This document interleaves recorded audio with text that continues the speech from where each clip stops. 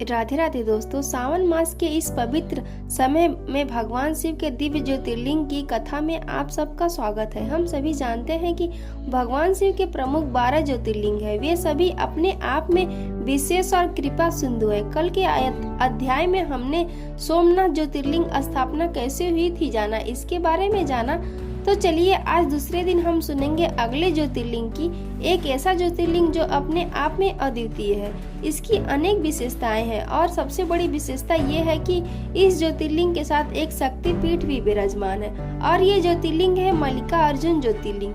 आंध्र प्रदेश के श्रीशैलम पर्वत पर कृष्णा नदी के तट पर ये मंदिर दक्षिण का कैलाश भी कहलाता है। और जानते हैं इसका कारण क्या है। कारण यह है कि इस स्थान पर सिर्फ भगवान शिव नहीं अपितु उनका संपूर्ण परिवार यानी माता पार्वती, कार्तिकेय जी और गणेश जी भी विराजमान है।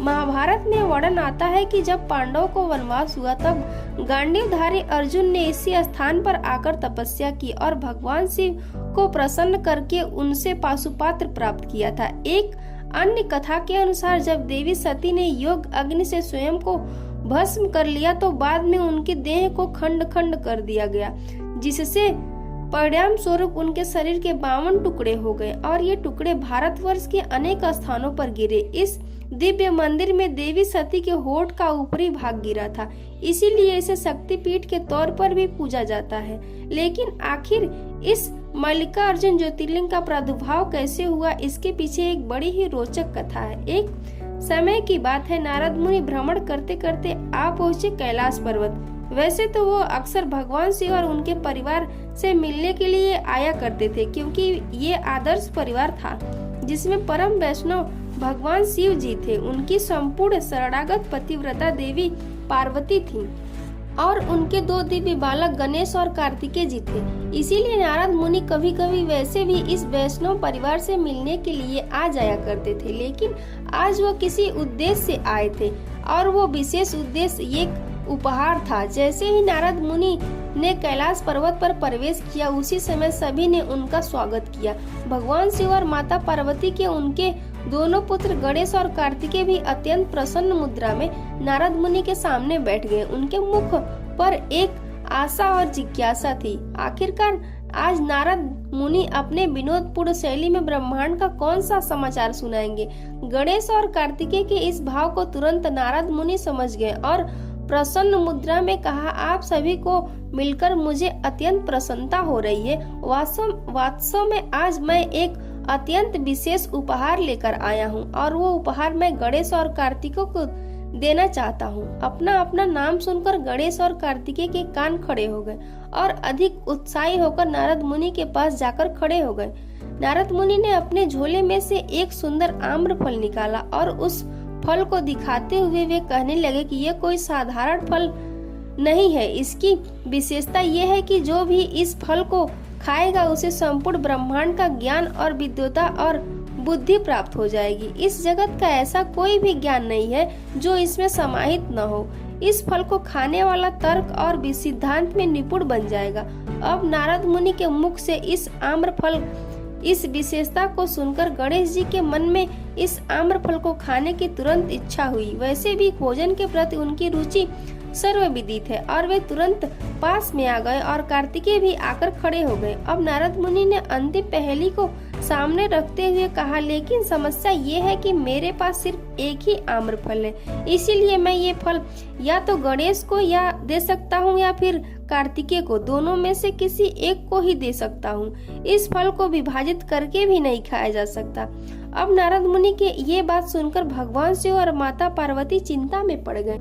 उनके दोनों ही पुत्र अत्यंत प्रिय हैं, इसीलिए एक का पक्ष वो कैसे ले सकते थे। आखिरकार शिव जी ने कहा, मेरे दोनों ही पुत्र मुझे अत्यंत ही प्रिय हैं, इसीलिए मैं चाहता हूँ कि ये फल कौन खाएगा उसका निर्णय वे स्वयं करें और वो भी एक प्रतियोगिता के माध्यम से। इन दोनों में से जो भी इस शर्त को जीतेगा वो ही इस फल को खाने का अधिकारी होगा।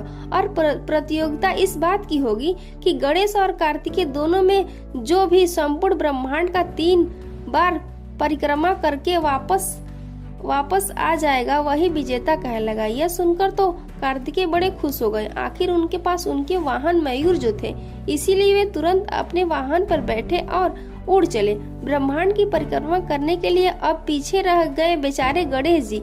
अब उनके पास था तो छोटा सा मूषक, और उस मूषक पर ब्रह्मांड की परिक्रमा करना तो असंभव कार्य था। इसीलिए निराश होकर वे सोचने लगे कि अब आखिर क्या किया जाए।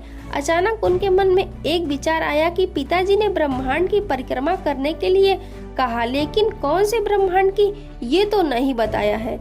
और ये विचार आते ही उनकी आंखों में चमक आ गई। उन्होंने बड़े प्यार से माता पार्वती को अपने सामने देखा और मुस्कुराए। फिर गणेश जी ने अपने दोनों हाथ जोड़कर अपने माता पिता भगवान शिव और माता पार्वती को प्रणाम किया और दोनों की 3 बार परिक्रमा की। जब माता पार्वती ने ये देखा तो उन्हें समझ नहीं आया।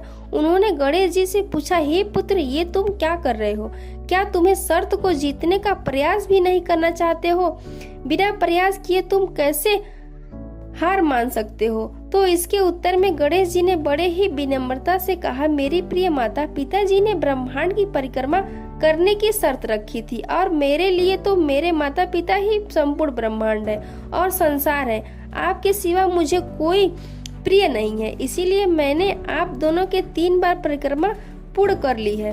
गणेश जी के इस तर्क संगत वाक्यों और अप्रतिम बुद्धि को देखकर भगवान शिव और माता पार्वती अत्यंत प्रसन्न हो गए।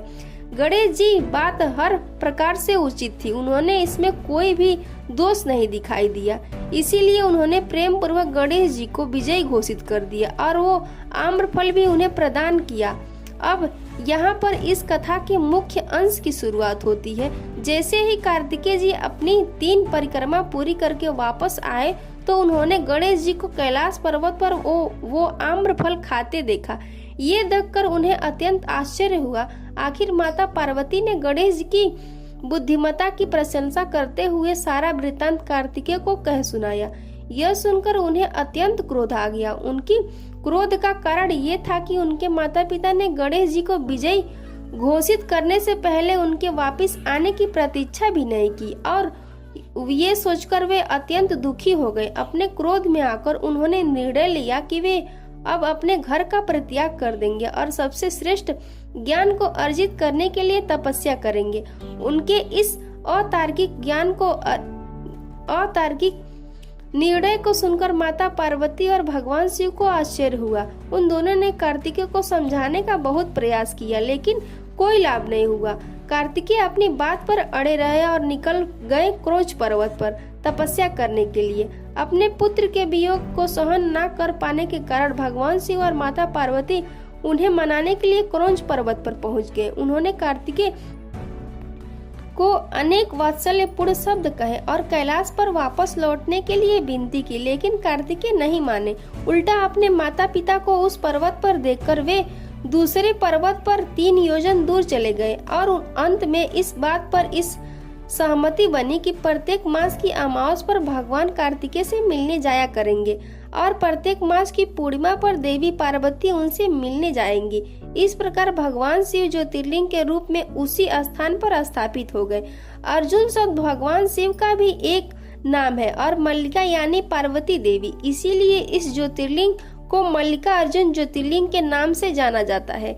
इस दिव्य ज्योतिर्लिंग के दर्शन की महिमा का वर्णन करते हुए श्री सूत गोस्वामी कहते हैं कि इसका दर्शन करने मात्र से व्यक्ति का पुनर्जन्म नहीं होता। ये एकमात्र ऐसा शिवलिंग है जिसका अभिषेक करने के बाद श्रद्धालु स्पर्श भी कर सकते हैं, जो कि किसी अन्य मंदिर में संभव नहीं है। मल्लिकार्जुन ज्योतिर्लिंग आंध्र प्रदेश के कर्नूल जिले में नंदमाला पहाड़ी पर स्थित श्री शैलम में विराजमान है। ये ज्योतिर्लिंग कृष्णा नदी के तट पर है और लगभग 2 हेक्टेयर जमीन में विस्तारित है। इस मंदिर का प्रवेश द्वार राजगोपुरम स्तंभ अत्यंत सुंदर और विशाल है। विजयनगर साम्राज्य के दौरान इसका मुख्य मंडप निर्माण किया गया था, जो कि इस मंदिर का मुख्य कक्ष है। इस मंदिर में सहस्त्र शिवलिंग भी हैं और भगवान नटराज के अनेक सुंदर चित्रों से युक्त दर्पण कक्ष भी है। ऐसी मान्यता है कि मल्लिकार्जुन ज्योतिर्लिंग के दर्शन करने के बाद वहां स्थित साक्षी गणपति मंदिर के दर्शन करने भी जरूरी है, नहीं तो आपकी यात्रा अधूरी मानी जाएगी। लोक मान्यता ऐसी है कि ज्योतिर्लिंग दर्शन करने वाले लोगों की गणेश जी हाजिरी दर्ज करते हैं ताकि उन्हें मोक्ष दी जा सके। तो ये थी आज की सावन मास की विशेष दूसरे ज्योतिर्लिंग की कथा। अगर आपको ये कथा अच्छी लगी है तो मेरे चैनल को सब्सक्राइब करें और वीडियो को लाइक करें। मिलते हैं तीसरे शिवलिंग की जानकारी लेकर अगले वीडियो में। जय सीताराम।